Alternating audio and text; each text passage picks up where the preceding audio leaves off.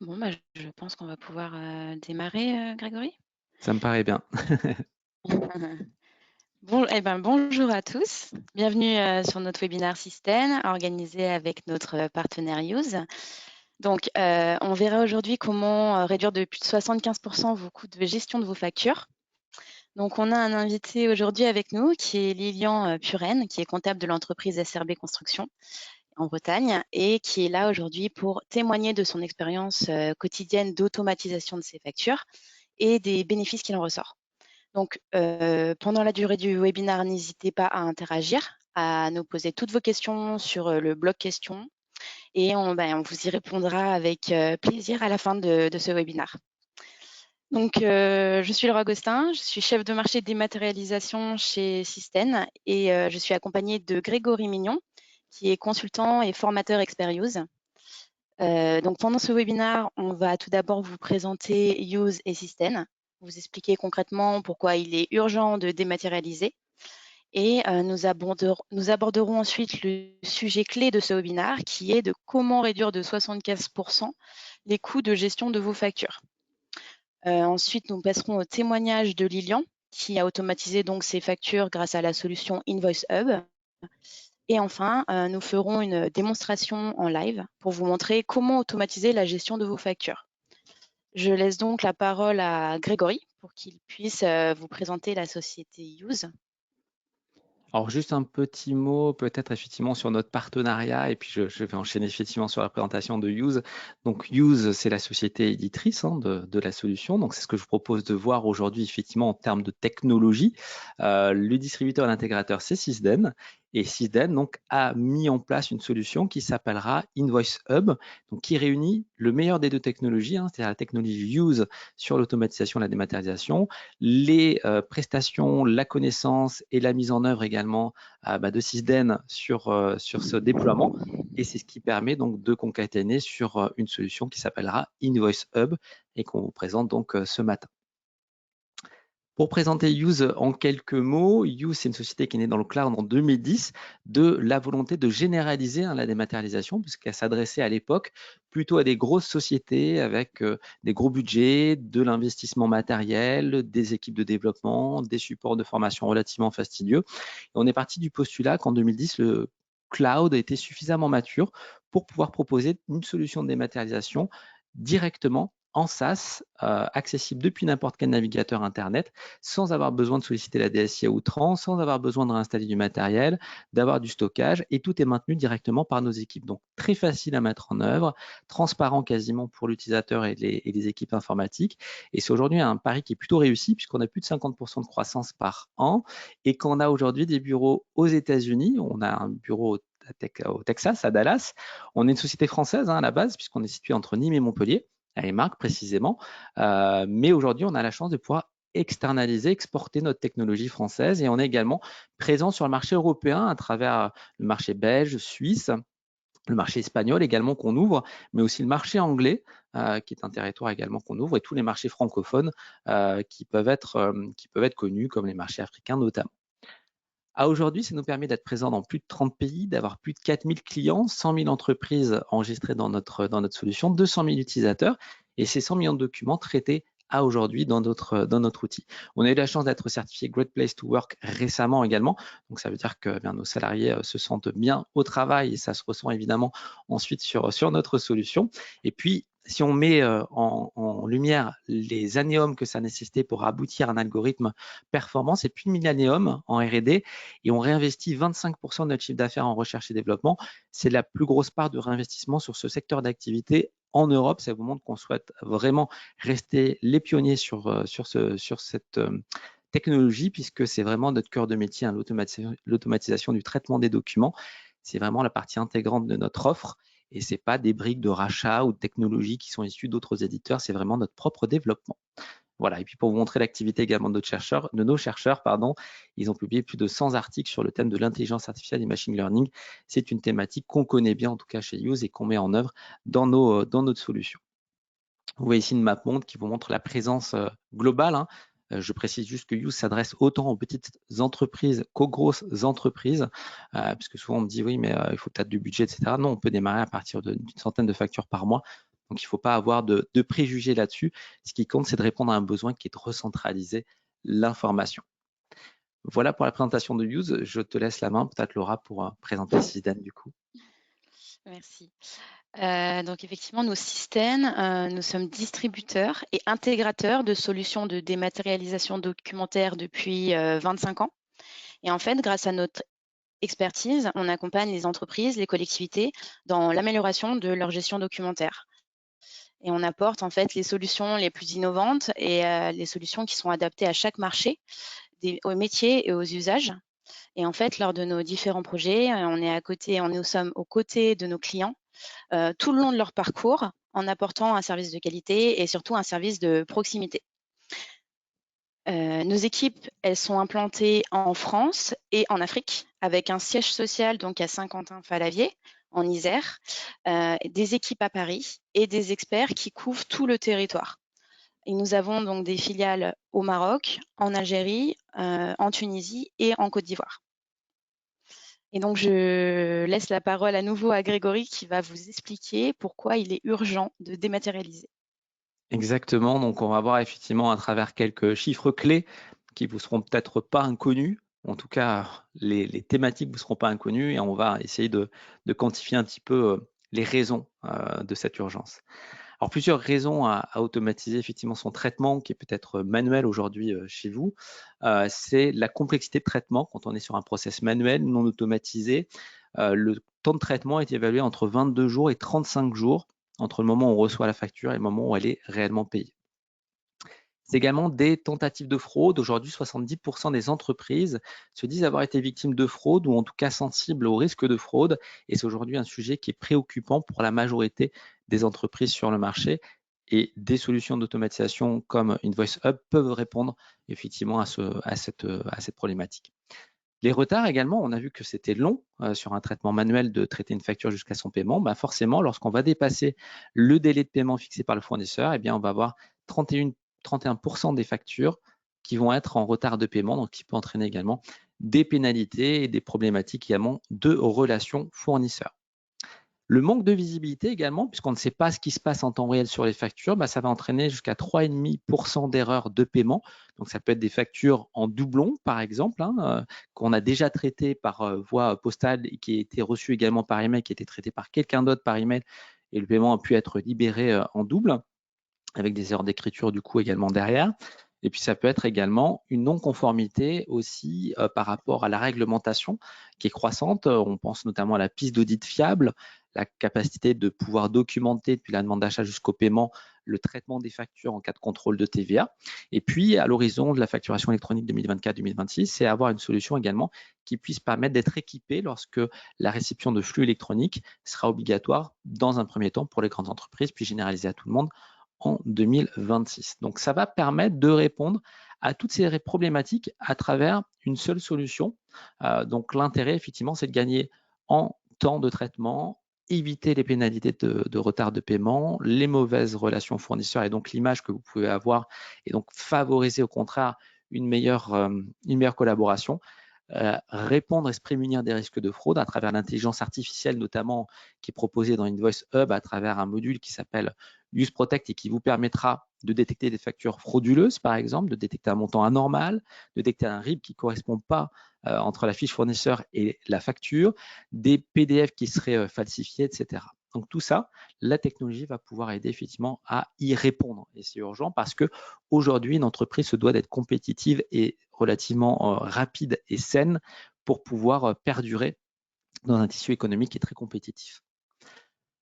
On va vous proposer également de réduire de plus de 75% vos coûts de gestion comptable. On part du principe que le coût moyen d'une facture papier fournisseur est de 13,80 €. C'est un coût qui a été mis à disposition des entreprises sur entreprise.gouv.fr, donc c'est vraiment une donnée officielle. Et le fait de digitaliser ce traitement de facture va diviser au minimum par 10 le coût de traitement. D'accord. On va être en moyenne autour de 1 € du document sur un traitement électronique. Ça peut même baisser suivant le flux, le volume de documents que vous traitez, mais ça va être extrêmement, je vais dire rentable, mais c'est pas de la rentabilité. Ça va être extrêmement, ça va être un gain en tout cas sur la partie des coûts que vous pouvez avoir sur le traitement. Donc ça, c'est quelque chose que vous pouvez également récupérer en argent et en temps. Ici, on l'avait également, j'allais dire, détaillé. Ce coût de traitement d'une facture, vous allez vous y retrouver si vous traitez encore manuellement peut-être certaines de vos factures. Il y a le traitement courrier, la personne qui va réceptionner le courrier, ouvrir l'enveloppe et rediriger la facture vers le bon service, la saisie par le service comptable, la validation par le valideur. Donc, il faut que ça aille chez la bonne personne. Faut que ça aille chez la bonne personne et rapidement aussi, si possible. Donc ça a un coût de traitement aussi, le temps salarial passé à la validation de la facture, le temps passé au paiement de cette facture, le coût d'archivage également de la facture, et puis la gestion des litiges qui prend du temps de recherche ou de relation avec le fournisseur, avec des échanges mails ou téléphoniques. Donc tout ça mis bout à bout crée effectivement ce coût moyen d'une facture qui peut être énormément divisé avec le traitement automatisé. Alors, on peut être amené à se poser la question sur comment choisir la meilleure solution de dématérialisation. Donc, l'idée, c'est de trouver l'équilibre entre le périmètre fonctionnel all-in-one, donc le niveau d'automatisation, qui doit être un haut niveau d'automatisation, et la facilité également d'intégration. On parlera de solutions plug and play. Donc, la solution idéale, elle doit être simple à utiliser, facile à mettre en place. Il faut que vos employés n'aient pas ou peu besoin en tout cas de formation. Il faut que vous soyez opérationnel tout de suite. On privilégiera évidemment une solution cloud. C'est pas pour rien qu'on a fait ce choix-là plutôt qu'une solution on-premise parce que ça va vous apporter plus de confort. Ça va également vous éviter les investissements lourds, comme on le disait en introduction. Et puis tout ça, ça va être déployé de façon agile. Et puis ça va s'adapter en fonction du volume de traitement de facture que vous allez avoir à réaliser. D'accord? Donc ça, sur la partie abonnement, vous payez pour ce que vous consommez. Ça qui est intéressant, plus vous consommez, plus le coût document baisse, moins vous consommez, plus le coût de l'abonnement est bas pour vous permettre, suivant votre taille d'entreprise et le volume de factures que vous traitez, de s'adapter à votre usage. Avec le haut niveau d'automatisation, vous allez supprimer le traitement manuel et avec le temps, vous allez faire totalement confiance au logiciel. Et puis, dans cette période où effectivement on est sur une reprise économique, où ça a tourné pas mal au ralenti, il est crucial aujourd'hui de pouvoir optimiser et automatiser tous vos processus pour pouvoir gagner le plus de temps possible et puis réduire au maximum les coûts qu'on a vus juste avant associés au traitement manuel. Donc, vos collaborateurs, ça va leur libérer également du temps. Ils vont pouvoir se concentrer sur des tâches à plus forte valeur ajoutée et ainsi relancer rapidement la machine, si je peux me permettre cette expression, mais en tout cas, rester compétitif et pourquoi pas être encore plus compétitif que vos concurrents. Donc, il faut prendre en compte également la qualité de la technologie en termes d'automatisation, mais aussi en termes de facilité d'intégration avec votre outil ERP, et puis la capacité du logiciel à couvrir tout le processus achat également, pour pouvoir retracer également les actions. La solution que vous allez choisir, il faudra qu'elle soit également simple, puissante, et il faudra qu'elle couvre donc le processus achat dans son intégralité. C'est vraiment la conclusion qu'on peut retenir de ce triptyque, de ce triangle des 3 points fondamentaux dans le choix de la solution parfaite. Et donc, c'est à ça qu'on souhaite répondre avec InvoiceHub. Ici, vous voyez un schéma qui va reprendre l'intégralité de ce que vous pouvez trouver dans la solution. On peut avoir une brique demande d'achat, c'est-à-dire que je vais pouvoir créer et valider des demandes d'achat dans Use, générer le bon de commande, envoyer ce bon de commande au fournisseur, gérer les réceptions et avoir un circuit de validation qui va orienter la demande d'achat vers le bon valideur, le bon de commande vers la personne qui doit l'envoyer, jusqu'à pouvoir faire un rapprochement facture sur commande ensuite.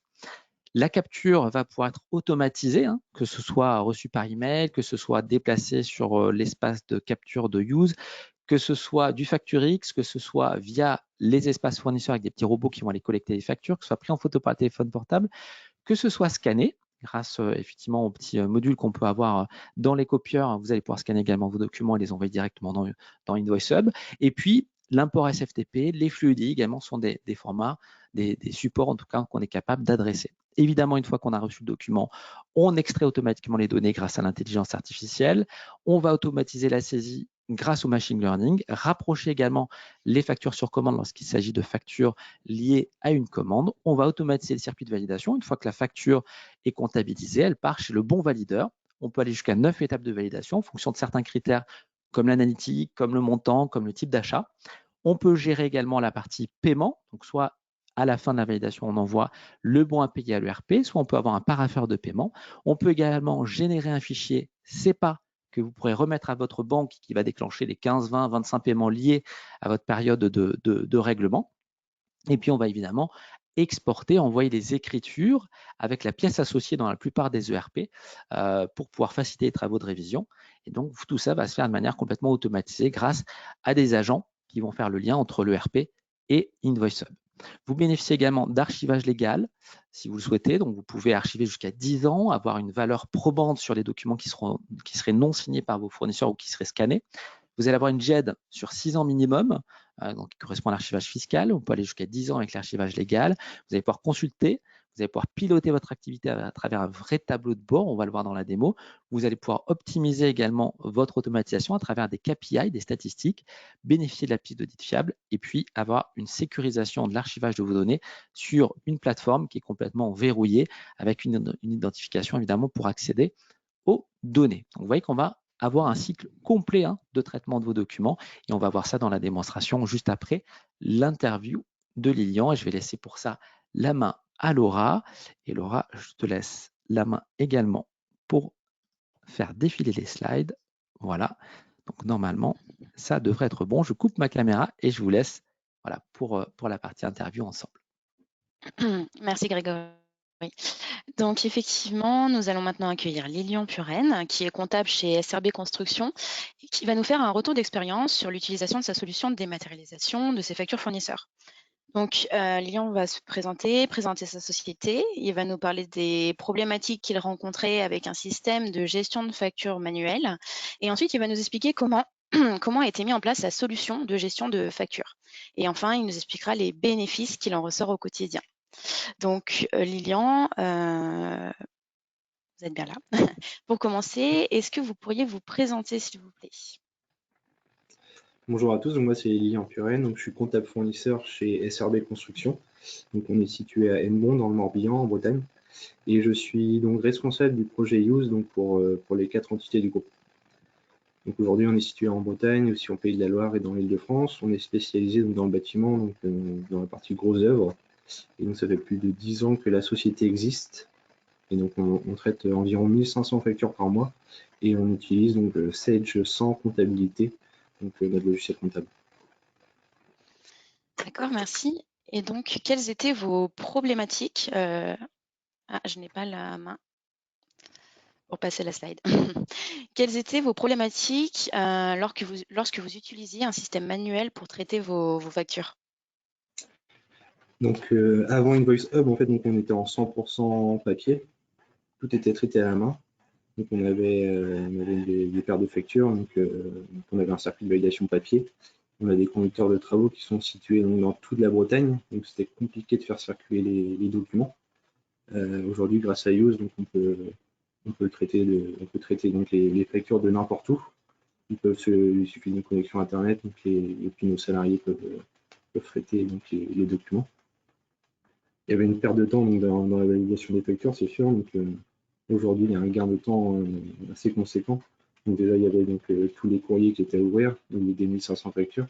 Donc ça, c'était un temps énorme. Donc, il y avait tous les papiers qui étaient affectés, donc, etc. Il y avait une grosse perte de temps.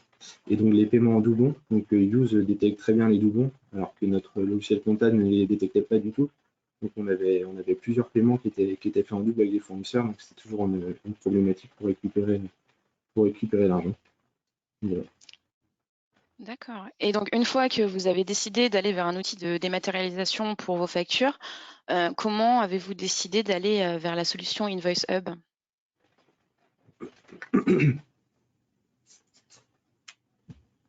Donc on a décidé donc en fait on avait consulté donc quatre prestataires donc qui étaient IBAT, Sage Automatisation Comptable et Zindoc. On avait d'abord contacté donc IBAT, Sage Automatisation Comptable, Zindoc. On n'avait pas contacté Use tout de suite. Donc on s'était fait dans IBAT. Sur la partie grande. On s'est rendu compte que c'était pas ce qu'il fallait. Il y a une partie au niveau de l'enregistrement des factures, au niveau de l'export, au niveau des liens avec notre logiciel comptable. Et donc, on a vite arrêté IBAT. Et c'est pour ça qu'on s'est porté donc, vers la solution de Invoice Hub. Ok. Et du coup, quelles ont été les étapes de la mise en place de la solution? Donc 100% de nos factures sont sur Invoice Hub depuis le mois d'août 2021. Donc en amont, Système était intervenu donc, en présentiel dans nos locaux. Nous avait expliqué, donc, nous avait fait une démonstration, nous avait expliqué le fonctionnement d'Invoice Hub, nous avait expliqué donc, la procédure à suivre pour la mise en place. Donc on avait mis ça après en place en interne. Ensuite, donc, on a fait une fois que tout était en place, on a fait une formation en interne de tous nos salariés. Et pour l'instant, donc, il n'y a que les conducteurs de travaux qui sont dans le circuit de validation. Et donc à partir de 2022, là, on commence à réfléchir pour comment mettre en place donc, la partie demande d'achat pour que toutes les commandes passent par Invoice Hub et qu'on puisse faire le lien ensuite entre les factures et les commandes directement sur la plateforme. Ok, parfait. Grégory, je te laisserai passer le slide, merci. Donc, est-ce que vous pourriez m'expliquer votre processus de traitement de vos factures fournisseurs aujourd'hui, s'il vous plaît? Et donc, c'est la slide suivante. Donc, on peut voir notre circuit de validation. Donc, comme Système nous l'avait conseillé, on a créé donc, une adresse mail par entité pour que les fournisseurs puissent nous envoyer directement leurs factures par email. Donc, aujourd'hui, on a 80% de nos factures qui sont envoyées par email. Donc, ça, c'est un gain de temps énorme. Une fois que la facture est arrivée sur Use, sur Invoice Hub, la comptabilité peut procéder à l'enregistrement de la facture. Et ensuite, donc, ça va partir d'un circuit de validation en fonction de l'analytique chez nous, donc en fonction de notre chantier. Ensuite, le conducteur de travaux va valider la facture, le chef de groupe, et ensuite la direction va pouvoir la valider, donc la dernière étape. Et la facture reviendra ensuite au niveau de la comptabilité pour qu'on puisse nous envoyer auprès de nos fournisseurs donc les demandes d'avoir ou s'il y a des choses spécifiques à envoyer. Et ensuite, donc, on peut réaliser l'export des factures puis apporter les documents directement dans Cellio. Et donc, une fois que les documents sont importés, on a un lien directement de la facture.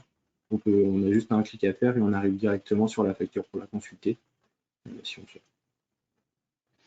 D'accord, merci. Et enfin, quel bénéfice retirez-vous aujourd'hui de l'utilisation de Invoice Hub?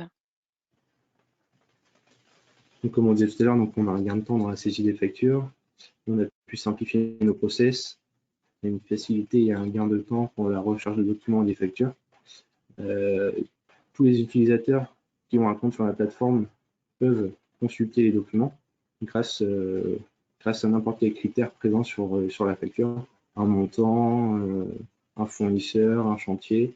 Donc ça, c'est très appréciable.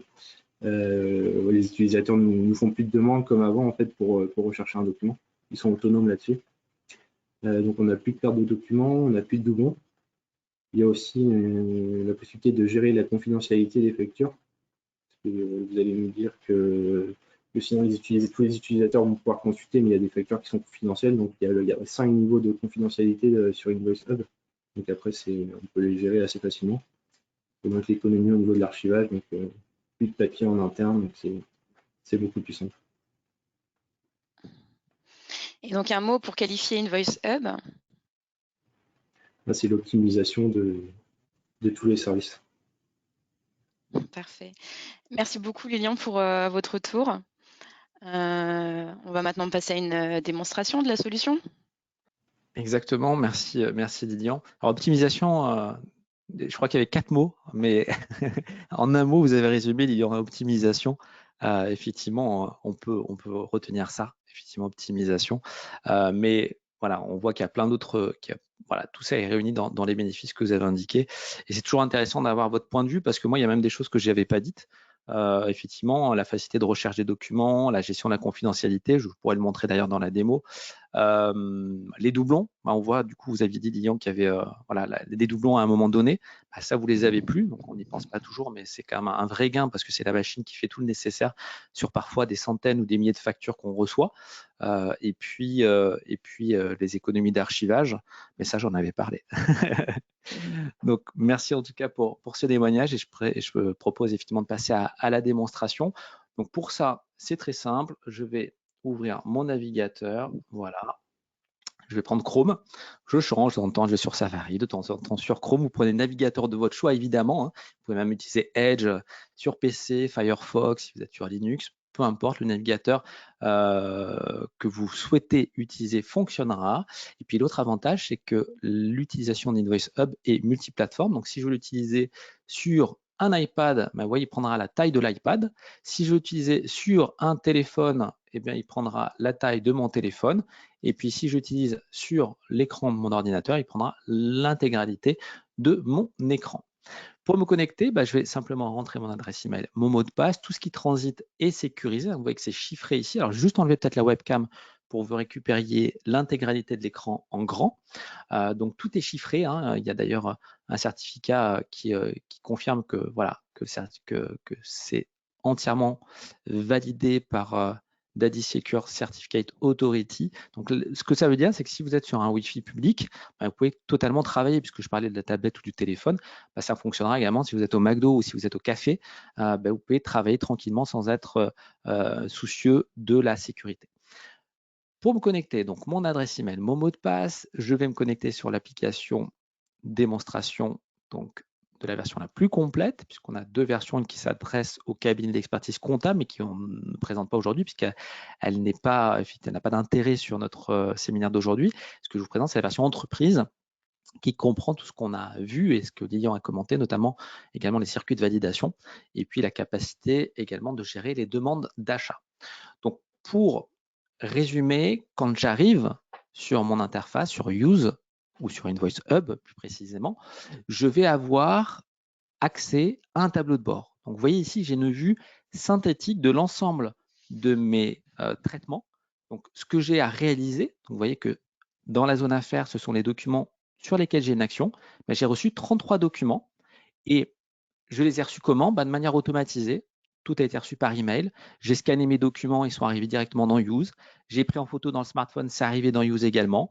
Je peux bien entendu, si je le souhaite, aller faire glisser un fichier ici. Donc, si j'ai scanné sur un répertoire réseau, je peux le faire déplacer ici, pas de souci. Si c'est une pièce attachée d'un email, je peux la faire glisser également dans cette zone-là. Et ça va s'importer dans Use. Je peux même demander à découper automatiquement. Si j'ai scanné 3 factures dans un même PDF, Use peut découper automatiquement ce PDF en 3 factures parce qu'il va être capable de reconnaître que c'est 3 factures de fournisseurs différents et de faire la découpe automatiquement. Donc ça, c'est particulièrement intéressant, ou sinon, ça peut arriver de manière automatique, comme je le disais, par les emails ou encore collecté sur des espaces fournisseurs si besoin. Sur ces 33 documents, 27 ont été automatisés par le système. Ça veut dire que Use a vérifié qu'il n'y avait pas de doublons, qu'on était dans la bonne période comptable, que tous les champs étaient correctement reconnus et que l'imputation comptable était correctement équilibrée.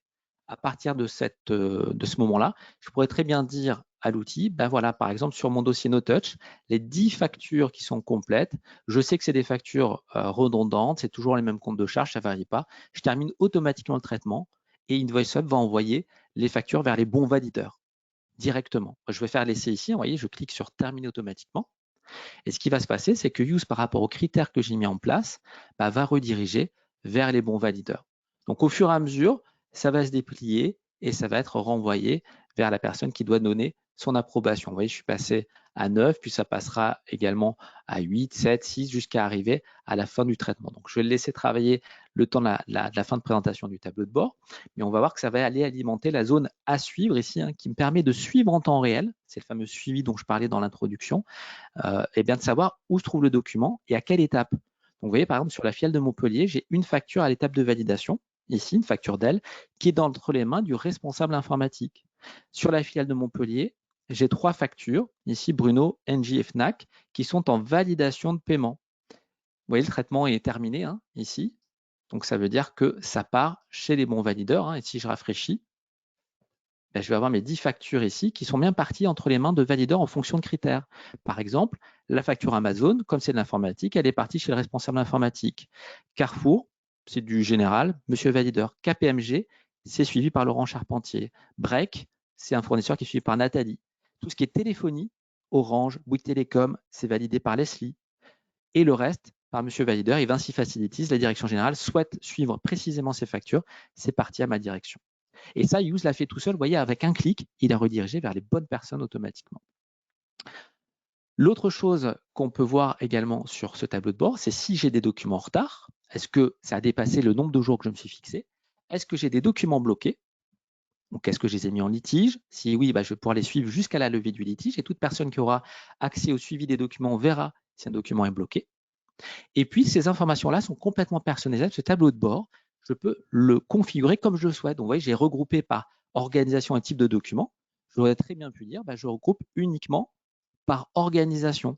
Et à ce moment-là, j'aurai une vue simplifiée ici, uniquement avec les organisations que je gère. Évidemment, ici, je suis dans la peau d'un comptable, dans une compta qui est globale. Donc, j'ai accès à tous les dossiers, filiale Montpellier, online, siège, Unified Coaching. Si je suis le DAF, parfait, j'ai accès à tous les dossiers. Par contre, si je suis sur une compta uniquement par site, donc je vais avoir un compta par site, si je suis le comptable de Montpellier, je ne verrai que Montpellier. Quand je me connecterai, je ne verrai pas les autres dossiers.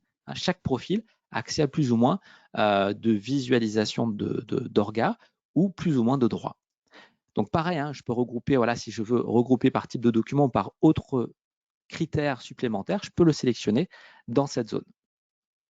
Donc je vais remettre le type de document, ce qui est pratique pour illustrer la suite. Qu'est-ce que je vais avoir d'autre également? On voit que j'ai des colonnes avec des noms ici, vous voyez, avec des données. Pareil, je vais pouvoir personnaliser et rajouter des colonnes si je le souhaite. Donc, je peux rajouter, par exemple, les descriptions qui sont indiquées dans le traitement des documents. Je peux indiquer le numéro de facture, le niveau de confidentialité dont parlait tout à l'heure Lilian. Si je mets des niveaux de confidentialité sur mes documents, on le voit ici. Ceux-là, par exemple, ne sont pas protégés. Si je n'avais pas le niveau de confidentialité adapté, que j'avais des documents en niveau 5, par exemple, et que je n'étais pas niveau 5 dans mon profil, je ne verrais pas ces documents ici. Donc, tout ça est complètement personnalisable pour s'adapter à votre manière de fonctionner et vous faire gagner en productivité. De la même manière, dans mon profil, je peux choisir, si je travaille sur un site, un bureau qui est déporté à l'étranger, je peux choisir également mon fuseau horaire. Donc, si je travaille en Angleterre, je peux choisir le fuseau horaire dans l'Angleterre. Je peux choisir la langue également, peut être en anglais ou en espagnol, si vous travaillez avec des clients ou avec des collaborateurs qui sont sur d'autres langues. Je peux changer également la couleur de mon interface. Si je préfère travailler avec quelque chose de plus vif parce que ça améliore ma façon de travailler, c'est plus productif, je peux choisir quelque chose de plus vif. Et je peux mettre en place des délégations. Si je suis absent à un moment donné pendant des congés ou si je suis absent de manière périodique tous les mercredis, par exemple, je peux mettre quelqu'un en délégation pendant la période que je fixe. Donc ça, c'est particulièrement pratique également pour gérer la manière dont je travaille. Bien entendu, tout au long de mon utilisation, je suis guidé. Je peux avoir accès à travers cette petite bulle à quelqu'un du support. Donc, je peux envoyer un message. Je peux découvrir les nouvelles fonctionnalités dès qu'elles sont disponibles. Et puis, je peux également rechercher de l'aide parmi plusieurs catégories et je peux avoir un manuel également interactif d'utilisation, introduction, archivage, capture et import, etc. Donc voilà, vous êtes accompagné tout au long de votre utilisation. Vous pouvez lancer également des tours guidés. Vous voyez ce que je vous ai expliqué, par exemple, vous pouvez le revisualiser ici à travers un tutoriel ici interactif. Voilà, et ça me permet de rebondir sur le fait que vous voyez immédiatement si une facture est complète également ou pas. Vous voyez, 100%, c'est-à-dire que Use a tout renseigné. Si une facture n'est pas tout à fait complète, ici, je le visualise, 89%. Donc, ça peut être parce que c'est une nouvelle facture et Use va avoir besoin que je lui indique simplement la première fois le compte de charge que je souhaite utiliser. Il va le mémoriser, le reproposer automatiquement la fois d'après. Il va reconnaître le fournisseur automatiquement également. Et ça va me permettre de cette manière-là d'automatiser mes futures factures. Je peux gérer évidemment des demandes d'achat. Je vous l'ai montré dans le bloc tout à l'heure. Donc, je peux cliquer sur demande d'achat, par exemple. Et puis ici, je vais pouvoir faire une demande d'achat, par exemple pour le siège, d'accord. Et je vais pouvoir soit faire une demande libre, c'est-à-dire que je vais indiquer ici que j'ai besoin d'une bâche, par exemple, publicitaire, d'accord, pour une journée porte ouverte, par exemple. Je peux donc soit laisser libre, enregistrer et laisser l'acheteur choisir le fournisseur, faire une demande aux différents fournisseurs. Soit je peux lier avec d'autres documents. Donc, si j'ai réalisé des devis, je vais pouvoir les récupérer. Donc, j'ai un moteur de recherche. Je peux dire, par exemple, je cherche tous les documents de type devis. Donc, on peut même mettre, normalement, si je mets type ici de document et que je mets devis, parce que vous voyez que j'ai beaucoup de choses, voilà, devis pro forma, ben, si je mets la recherche uniquement sur ces catégories, je vais avoir mes devis. Vous voyez? Et là, mes devis qui m'intéressent, c'est sur la sérigraphie. Voilà. Donc, je vais lier cette demande avec ces 3 devis. Donc, je peux en mettre un, je peux en mettre 3, ou alors je peux avoir également un catalogue article, par exemple d'elle. Et à ce moment-là, je peux choisir directement mes articles ici. Donc ça, c'est une brique achat qui n'est pas obligatoire, qui est optionnelle, que vous pouvez avoir dans Use ou pas si vous le décidez, parce que parfois, vous avez déjà vos propres outils achats. Donc si je ne gère pas les achats, je vais avoir mes indicateurs. Vous voyez, sans l'onglet, je peux personnaliser également ce que j'ai à l'écran. Donc ça, c'est particulièrement intéressant. Sur les factures de frais généraux, comment ça va se passer? Par exemple, vous voyez ici, j'ai une facture X, parce que le facture X, donc c'est un format également qui va être plébiscité sur 2024-2026. Donc ça, c'est lisible également par Use, en plus des formats traditionnels, papier ou PDF simple. Et vous voyez ici, j'ai une petite pastille verte qui m'indique effectivement que j'ai bien un fichier XML qui correspond au fichier PDF et également à la balise qui est liée au facturing. Donc ça pourra être interprété comme une facture classique. Comment fonctionne Use? Use va fonctionner en lisant le numéro de SIRET, le numéro de TVA intracommunautaire. Ça, il va le mémoriser dans la fiche fournisseur. Ça va lui permettre de reconnaître la fois d'après que c'est vidéo, sans avoir besoin de réaliser un paramétrage particulier. J'ai mis la première fois l'imputation comptable. Il va être capable de la remettre tout seul automatiquement la fois d'après. Le montant de base a été lu sur la facture, 5 000 €. On le voit d'ailleurs, si je clique sur la cellule montant de base, vous voyez, il me surligne, il m'encadre l'endroit où il a récupéré l'information. Pour le montant de TVA, pareil. Pour le montant TTC, pareil. La date de facture, pareil. Vous voyez, il me surligne la date de facture. Si j'ai une date d'échéance pour le paiement, même chose. Donc, je peux très facilement, au début, contrôler visuellement les champs que Use a remplis. C'est du virement CEPA, donc ça pourra générer mon fichier CEPA si je le souhaite à la fin. Je peux rajouter de l'analytique. Pareil, l'analytique peut être mémorisé. Donc là, il s'est remis automatiquement. Mais je peux bien entendu choisir, si je le souhaite, de le modifier à la volée. D'accord? Donc, si par exemple, là, ce n'est pas pour le service marketing, pour le service commercial, mais c'était pour le service marketing que j'ai fait une vidéo, je peux mettre par exemple centre de coût service marketing. Et je vais pouvoir enregistrer ma facture. Sur cette étape-là, je peux, si je le souhaite, changer la vue. Si je travaille sur un double écran, par exemple, et que je mets mon navigateur sur les 2 écrans, je peux mettre l'image à droite et les valeurs à gauche. Donc, je peux vraiment choisir la manière dont je vais travailler. D'ailleurs, là, j'ai cliqué peut-être une fois de trop. Voilà, je vais remettre ici sur la pleine largeur. Voilà. Et puis, je peux avoir également un mode paysage. Donc, juste pour vous dire que vous pouvez complètement adapter à la manière que vous souhaitez pour travailler de la façon la plus confortable. Je peux également, si je souhaite, bloquer cette facture, c'est ce qu'on disait tout à l'heure. Donc, si par exemple, il y a des mentions qui sont non conformes ou que j'ai reçu ou que ça ne correspond pas à ce que j'avais demandé, la vidéo est nulle. Bon, je simplifie. Je ferme. Heureusement, ce fournisseur n'existe pas vraiment. Donc, il n'y a pas de litige à avoir. Donc, elle est bloquée. Vous voyez, mon indicateur s'est mis en temps réel à jour. Si je clique dessus, je vois qu'elle est bloquée, je vois qu'elle est en litige. Et si je rentre dedans, à partir du moment où j'ai un suivi sur cette facture, toute personne pourra visualiser pourquoi la vidéo est nulle. OK, c'est bloqué. Je peux envoyer un email au fournisseur directement depuis ma facture sans quitter Use en disant, voilà, par exemple, bonjour, votre vidéo ne correspond pas à ce qu'on a vu. Je la bloque. Merci de m'appeler. D'accord? Le contact est automatiquement indiqué ici. Donc, je n'ai pas besoin de le saisir. Je n'ai pas besoin de quitter Use, aller dans ma boîte Outlook. Je n'ai pas besoin de télécharger le fichier pour le mettre en pièce jointe dans Outlook. Tout se fait automatiquement directement depuis l'interface d'InvoiceHub. Je peux recevoir une copie cachée de ce que je suis en train d'envoyer. Je peux cliquer sur Envoyer. La facture à ce moment-là, enfin l'email, part. Je peux même rajouter un petit commentaire ici avec la petite bulle. Cette vidéo ne reprend rien de ce qu'on a demandé. Par exemple, vous voyez, je peux signifier email envoyé. D'accord? Donc tout ça est gardé, conservé tout au long de la durée de vie de la facture. Quand vous la ressortirez, vous comprendrez également, parce que les commentaires restent associés. Je peux également voir l'historique de ce qui s'est passé sur cette facture à travers la petite bulle. Donc, toute personne qui prendrait le relais pourra avoir l'email qui a été envoyé, le message qui a été envoyé au fournisseur. Et puis, je peux également avoir une piste d'audit.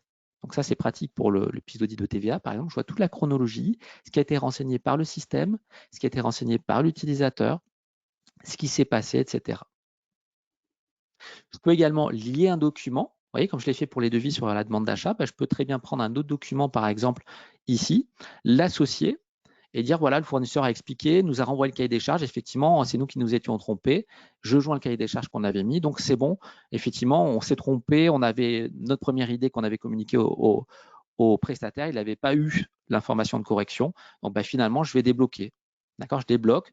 Et puis, je peux rajouter encore un petit commentaire. OK, l'erreur vient de nous, par exemple. Mauvaise communication, par exemple. OK.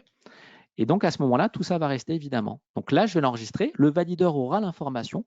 Donc, ça lui permettra dans l'étape 2 de donner sa validation en tout état de cause puisqu'il a eu les informations par la messagerie collaborative. Donc, plus besoin de s'échanger des emails, de donner des coups de fil intempestifs en espérant avoir la personne au bout du fil. Juste ça suffit. Je pourrais renvoyer également cette facture à l'étape précédente. Donc, ici, ça ne fait pas de sens, je suis à l'enregistrement comptable. Mais en tant que valideur, je pourrais la renvoyer à l'étape précédente si c'est le comptable qui met l'analytique et que je ne suis pas d'accord avec, par exemple, ou la transférer à une autre personne si une autre personne est plus à même de la traiter. Ici, je vais l'enregistrer pour notre exemple et je vais pouvoir passer à ce moment-là aux factures suivantes. Donc, par exemple, une facture LinkedIn, ici. Donc, facture LinkedIn, pareil, il a reconnu le fournisseur. Donc, je rappelle qu'il y a une fiche fournisseur. Je rentre dans la fiche fournisseur pour vous le montrer. Et dans cette fiche fournisseur, que va faire Use? Il va récupérer les éléments automatiquement tout seul. C'est pour ça que je dis qu'il n'y a pas de paramétrage. Il va rechercher sur la facture les numéros d'identification. Donc, par exemple, le VAT qui correspond à LinkedIn en Irlande, il va le mettre ici. D'accord. Il va mettre l'adresse Garner House, le numéro de téléphone, l'adresse email. Et tout ça, lorsqu'il va le lire sur la facture la fois d'après, il va remettre le code fournisseur que je lui avais indiqué. Et même si ça change, c'est-à-dire que le VAT est là en haut à gauche et qu'après il est en bas à droite, il continuera à le détecter parce qu'il lit intégralement la facture. À chaque envoi de facture, à chaque scan de facture ou envoi de facture, il relit intégralement. Pareil, toutes ces informations sont devenues des données récupérables. Donc, je pourrais très bien, par exemple, prendre cette donnée et la rajouter dans une information suffixe du libellé. D'accord? Ça aura pour effet d'alimenter, de compléter l'alimentation de mon libellé également. OK. Et ce qui est intéressant, c'est que la base mutualisée du million de fournisseurs que constitue la base enrichie par chaque utilisateur va permettre d'optimiser encore plus cette utilisation, cette reconnaissance pour l'optimiser au maximum. Donc ici, tout est automatisé, comme on l'a vu tout à l'heure, mais non seulement il va être capable de traiter de la devise, donc là c'est un dollar américain, Use va être capable de prendre le taux de change à la date de facture et de convertir le montant en euros au beau taux de conversion à la date de facture. Et là, pareil, je peux enregistrer ma facture et passer à la suivante. Si vous avez des questions sur ce que je suis en train de vous montrer, n'hésitez pas à les poser dans le bloc questions, comme l'avait spécifié Laura, et je répondrai à vos questions si vous le souhaitez. Donc là, je vais passer à l'étape suivante, c'est le valideur. Donc vous avez vu que j'ai envoyé plusieurs enregistrements en validation. Donc je vais prendre l'identité de Monsieur Valideur, tout simplement. Et Monsieur Valideur, il a les factures de NoTouch de tout à l'heure. Vous voyez, sur la dizaine, il en a récupéré 4. Il a la facture de vidéo que j'ai validée juste avant. Et sur Montpellier, la facture de LinkedIn. Donc, il peut avoir une vue par établissement. Vous voyez qu'elle est différente de ma vue précédente où j'étais comptable. Là, il ne voit évidemment que les factures qu'il a à valider. Donc, je me suis mis dans sa peau grâce à la fonction administrateur qui permet de visualiser ce que voit un utilisateur, ce qui permet de paramétrer, d'être sûr que mon paramétrage est bon en tant qu'administrateur. Et là, pareil, il aurait pu aller sur les documents complets, valider tout en masse, il est au courant de toutes ces factures à traiter, ou alors aller sur une facture en particulier pour la visualiser. Donc, il va avoir effectivement à ce moment-là les informations collaboratives. Je ne peux pas toucher à l'imputation comptable, elle est réservée au comptable uniquement. Je peux par contre, si je souhaite, modifier l'analytique si le droit m'a été ouvert dessus. Et ici, pareil, j'aurais pu bloquer si je n'étais pas d'accord, j'aurais pu renvoyer au comptable comme on avait dit.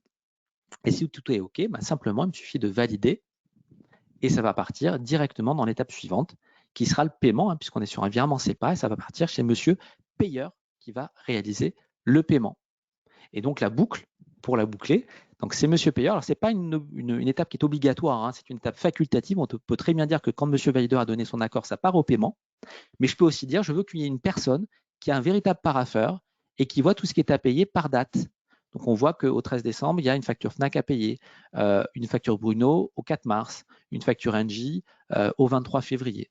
Et donc, en tant que valideur paiement, si je réalise moi les paiements, les campagnes de paiement, je peux rentrer dedans, voir les informations, si l'immobilisation, tout est correct, j'ai le compte payeur, le compte bénéficiaire, je peux mettre un commentaire règlement ici si je le souhaite. OK pour règlement en une fois. OK. Le montant à régler, j'aurais pu régler partiellement si je souhaitais. Et à ce moment-là, il restera le solde à traiter et ma facture restera dans mes tâches à réaliser pour traiter le solde. Si je paye complètement, je valide à ce moment-là le paiement et ça pourra me générer un fichier SEPA qui n'aura plus qu'à être remis à la banque. Et l'intérêt, c'est que si je valide mes 15 factures d'un coup, mes 15 factures se retrouveront dans le fichier CEPAC que je déposerai à la banque et les 15 paiements se feront en one shot, en automatique. Et si c'est le RP qui fait le paiement, l'information à payer, le BAP, est envoyé à l'ERP pour régler ces factures. Évidemment, lorsque je traite ces factures, elles disparaissent dans mon tableau de bord. Donc, on voit qu'il n'y a plus que 15 documents complets et 22 documents à traiter sur les 33 que j'avais tout à l'heure. Bien entendu, tout ça est consultable, comme le disait Lilian, par mots-clés. Donc, je peux très bien dire, par exemple, je recherche toutes les factures, par exemple, de moniteurs. D'accord. Alors, au-dessus des 12 derniers mois, je vais avoir, par exemple, sur 2020, 2019, 2018, mes achats de factures de moniteurs. Donc, si par exemple, je veux racheter des moniteurs en 2021 et je veux comparer les prix que je les avais payés sur les années précédentes, pas de souci. Vous voyez, je peux rentrer sur la facture, voir le prix que je l'ai payé. C'était 249,29 hors taxe. Avec la référence du moniteur, j'aurais pu également retrouver cette facture, puisque, comme on le dit, avec un libellé également, ça fonctionne. Avec le numéro de commande, j'aurais pu retrouver également. Donc, c'est pratique si vous avez une machine, par exemple, qui tombe en panne et vous ne savez plus où est la facture, avec le numéro de la machine, vous pouvez retrouver la facture directement dans l'outil. Vous pouvez même la renvoyer à un collaborateur qui vous l'a demandé ou au fournisseur pour faire valoir cette fameuse garantie. Cette recherche, vous avez vu que j'ai aussi des relevés de facture et j'ai cherché par mot-clé, mais je peux également ajouter à mon mot-clé un critère. Donc, je peux combiner à la fois une recherche mot-clé avec un critère et dire je recherche le mot moniteur, mais que dans les factures d'achat. Et à ce moment-là, le relevé de facture disparaîtra et je n'aurai que les factures. D'accord? Tout ça, je peux en faire un favori. Donc, je peux dire, par exemple, je crée un classeur achat moniteur. Donc, dès qu'un document correspond aux critères, c'est-à-dire que le document comprend le mot-clé moniteur et que c'est une facture d'achat, il alimentera ce classeur que je viens de créer, ce favori. Donc, on les voit ici comme des favoris Internet, dépenses commerciales, dépenses informatiques. Et ici, dans ma base, je vais pouvoir accéder à des véritables classeurs qui vont se mettre à jour automatiquement avec les critères que j'ai déterminés. Donc, par exemple, si je veux voir les dépenses informatiques, je clique dessus et je vois effectivement ici une dépense Amazon parce qu'elle contient le centre de coût petite informatique, PINF, d'accord, sur l'année 2019. Je peux voir les factures non parvenues, je peux voir les factures traitées cette année. Donc là, j'en ai traité que 2 sur 2022 parce que j'ai mis à jour ma base démo il n'y a pas longtemps. Mais je peux voir les factures traitées l'année dernière, donc toutes celles de 2021. Et puis, je peux voir les factures de téléphonie, etc. D'accord, là, j'en ai pas d'ailleurs sur ce critère-là, mes dépenses commerciales. Je peux également mettre d'autres types de documents, comme des documents juridiques, des dossiers RH ou encore des contrats ou des devis, comme on l'a vu tout à l'heure quand j'ai fait une demande pour une page publicitaire. Voilà pour la partie traitement, comptable, validation, paiement, recherche, mais j'ai également accès à des statistiques, comme je le disais tout à l'heure également, donc c'est-à-dire des KPI qui me permettent de voir le nombre de documents en cours de traitement, le nombre de documents en cours de using, le nombre de documents, le taux de champ automatisé sur l'ensemble des documents. Je suis à 95% d'automatisation. Je peux voir par période combien j'ai traité de documents et pour quel montant. Vous voyez, j'ai un pic en octobre 2021 à 605 documents pour un montant de 857 000, 20 euros. Je peux avoir cette vue par mois, mais je peux également l'avoir par exemple par trimestre pour comparer sur des périodes un peu plus larges. Et ces données, je peux également les filtrer par organisation. Donc, je peux avoir une vue par établissement. Je peux avoir une vue par fournisseur. Si je veux voir ce qu'a généré en termes de coûts ou de nombre de factures un fournisseur, pareil, je peux le sélectionner ici. Et je peux cumuler un fournisseur sur un établissement en particulier. Et je peux même filtrer par type de document si besoin et par intervalle de date. Donc, vous voyez, tout ça, ça va me permettre d'avoir des statistiques, des KPI. Et je vais pouvoir voir donc également la durée de traitement, combien de temps je mets pour traiter un document, combien de temps je le mets pour le traiter comptablement en enregistrement, en combien de temps il est validé après l'enregistrement comptable, est-ce que j'ai du retard par rapport au niveau que je me suis fixé, quel est le fournisseur qui représente le plus de dépenses, quel est celui qui représente le plus de traitement de factures, les organisations optimisées pour améliorer encore plus mon automatisation, et puis les sources de capture et éventuellement le nombre de documents traités par utilisateur. Donc, vous voyez ici une vraie vue qui me permet de suivre l'activité, de la piloter et même de l'améliorer encore plus. Voilà pour les explications. Je pense avoir été relativement exhaustif sur cette présentation. Bien entendu, vous pouvez demander une démonstration privée également à l'issue de cette session pour peut-être avoir une démo avec vos équipes si vous étiez seul aujourd'hui ou aller un petit peu plus loin dans le détail. Juste quelques références ici de personnes qui utilisent, de personnes de société, pardon, et de personnes dans ces sociétés qui utilisent notre société, qui utilisent notre technologie et notamment celle qui est proposée donc à travers Invoice Hub. Vous voyez que ça dépend pas forcément d'un type d'activité en particulier, puisque chacun a un domaine propre, hein, que ce soit la musique, que ce soit le cinéma, que ce soit l'alimentation, le retail, l'hôtellerie, etc. Le point commun en fait à toutes ces entités, c'est que ça a permis de recentraliser l'information, de recollecter donc, tout dans un outil unique pour gagner effectivement en temps de réactivité et en suivi de traitement sur le traitement complet du document depuis sa réception jusqu'au paiement. Et puis les prochaines étapes, peut-être que tu veux en dire un mot, Laura, sur comment on peut faire nos participants pour la suite. Bien sûr. Merci beaucoup, Grégory, pour ta présentation exhaustive, comme tu l'as dit. Donc là, on va passer donc aux questions-réponses. On a quelques questions. Si vous en avez d'autres, n'hésitez pas hein, à nous les poser dans le chat. Donc la première question, c'est bonjour, comment sont gérées les factures en devises étrangères pour la comptabilisation automatique? Merci beaucoup. Alors oui, c'est vrai que je vous ai montré effectivement une facture LinkedIn tout à l'heure qui était en devise étrangère et je n'ai pas précisé effectivement comment ça allait être envoyé dans l'outil. Alors la facture LinkedIn que j'ai traitée et qui était effectivement en devise étrangère, donc vous avez vu que j'ai parlé d'un montant de base converti. Donc ce que va envoyer Use, effectivement, c'est le code de la devise. Donc l'ERP va avoir l'information qu'il s'agissait d'une devise en dollars, en USD, et aura bien le bon montant de base converti en euros pour que lorsque le paiement va être réalisé, soit bien décaissé le paiement proprement parlé. Après, il est possible également, parce qu'il y a certains clients qui nous le demandent, d'envoyer le montant en dollars uniquement, c'est-à-dire dans la devise native, pour que ce soit l'ERP qui réalise la conversion. Donc, en fonction de l'ERP que vous utilisez, c'est possible, effectivement. Et on peut voir d'ailleurs hein, dans la prévisualisation de l'écriture comment c'est envoyé. Vous voyez, il y a une partie crédit, effectivement, ici, qui correspond 400 à 1000, le débit pour qu'il y ait bien l'équilibre. Et donc, on voit bien qu'il s'agit du montant converti. Mais encore une fois, on peut choisir montant converti ou montant dans la devise. Mais c'est bien d'envoyer avec le code devise, en tout cas, c'était le but de la question, c'est bien d'envoyer avec le code devise dans le RP pour que vous sachiez comment le fournisseur a facturé initialement. Merci pour la réponse. Et j'ai une deuxième question qui est bonjour, merci pour cette présentation. Pour l'intégration des factures par boîte mail, devons-nous créer une nouvelle boîte mail? Peut-on interfacer avec un ERP? Alors, oui, c'est vrai que j'ai parlé donc de la réception par boîte mail pour les fournisseurs qui enverraient effectivement leurs factures par email directement et pas en papier. Donc, il est possible, alors, deux possibilités.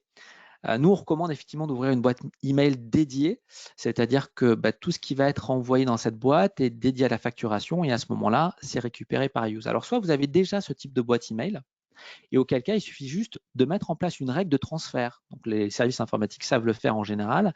Et cette règle de transfert, elle sert à quoi? Elle sert à rediriger vers Use tout ce qui est reçu dans cette boîte email. Donc, vous l'aurez à la fois dans votre boîte mail, mais vous l'aurez également dans Use. Donc là, pas besoin de créer une boîte email dédiée.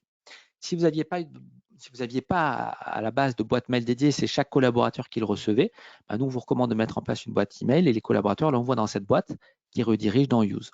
Autre possibilité, vous avez déjà une boîte email et vous ne souhaitez pas rediriger dans Use, il est possible à ce moment-là d'avoir un petit robot, ce qu'on appelle un collecteur, qui va aller scruter la boîte email existante et qui va à ce moment-là redescendre, dès qu'il détecte qu'il y a une facture, le redescendre dans Invoice Hub. Voilà. Mais vous avez le choix, vous n'êtes pas obligé de faire une boîte email spécifiquement pour ça. Parfait, merci. Et Grégory, du coup, j'ai une dernière question qui vient d'arriver. Use est-il compatible avec Cegid? Alors oui, il est compatible effectivement avec Cegid. Il y a beaucoup de connecteurs. Alors on parle de plus de 250 outils d'interfaçage. Donc par exemple, si je fais défiler une petite liste ici, vous allez vous en rendre compte. Donc vous voyez ici, j'ai une liste des connecteurs. C'est-à-dire que nativement, vous pouvez choisir le format de votre ERP. Donc on parlait de Cegid. Si je clique sur Cegid, voilà, j'ai mon adaptateur effectivement pour envoyer les écritures sur Cegid Quadra-Conta. Si c'est du Cegid Business, pas de souci également, Your Cegid Communication, ça fonctionnera. Et donc, on voit qu'on a une liste quand même assez exhaustive avec beaucoup d'outils marché Et donc, vous devriez logiquement trouver votre bonheur dans ces outils. Si ce n'est pas le cas, on peut développer un connecteur standard à ce moment-là qui vous permettra d'avoir le format qui est attendu par votre outil ERP, par votre outil de production. Parfait, merci. Mais il me semble qu'on a fait le tour des questions. Parfait. Parfait. Donc, on va revenir peut-être à la présentation. Écoute, on a respecté le timing, hein, j'ai l'impression. Tout à fait. C'est plutôt pas mal. Donc, merci beaucoup à tous d'avoir participé à ce webinaire. Alors, n'hésitez pas à nous dire dans le chat si vous souhaitez être contacté par nos équipes pour une démonstration privée. Vous pouvez contacter directement Denis Lupin, qui est notre expert de la solution Invoice Hub, pour discuter de vos projets de façon détaillée et aussi plus personnalisée, et pour pouvoir vous montrer des choses de façon plus précise. Voilà, donc nous sommes à votre disposition pour avancer sur vos projets. Super. Grégory, si tu veux rajouter. Écoute, j'ai été ravi, Laura, de partager ce séminaire avec toi, d'avoir le retour également d'un utilisateur commun, hein, qui était Lilian, sur la technologie. Donc, n'hésitez pas effectivement à vous rapprocher de Denis. Merci en tout cas pour votre attention, pour l'interaction. Et puis, au plaisir d'animer peut-être un prochain séminaire également avec Laura à nouveau. On vous souhaite une bonne journée, un bon appétit à venir puisqu'il est bientôt midi. Et n'hésitez pas à suivre l'actualité de Sysden et de You sur LinkedIn si vous le souhaitez. On met régulièrement de l'information commune. Merci à tous. À bientôt. À bientôt.